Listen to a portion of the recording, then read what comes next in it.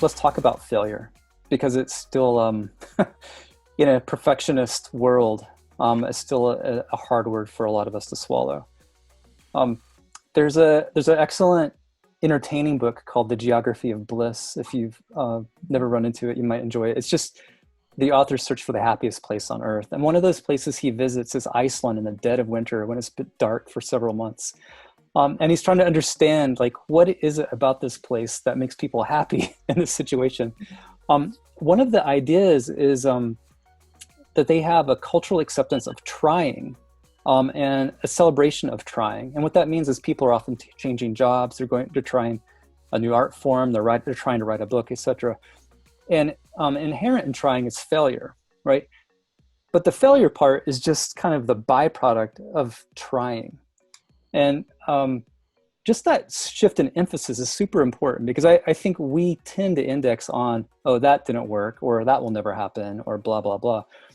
But the trying mindset, the experimental mindset, especially musicians who are demoing a song, for example, if you've ever been nervous about sharing something you've made with somebody else, you know exactly how this feels, right? You have something that's very personal to you, you're uncertain whether it's good or not, and then you share it.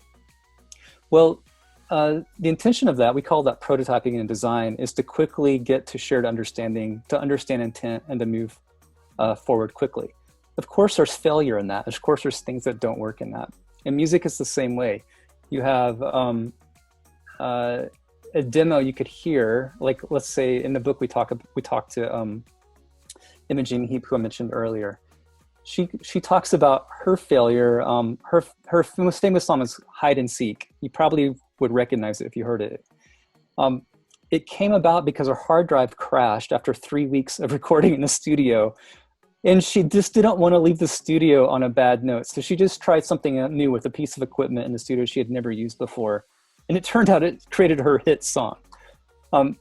So the failure part just wasn't that interesting to her. She didn't want to embrace that. What she wanted to embrace was that constant moving forward. I think in this moment, we absolutely need that mindset, because there are so many things failing around us. We are responsible for so many of those things failing around us.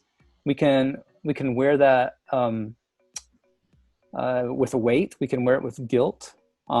We certainly should wear it with remorse. But then what's interesting is the trying part. Like, how do you continue to move forward? How do you continue not to embrace the failure, but to embrace the trying?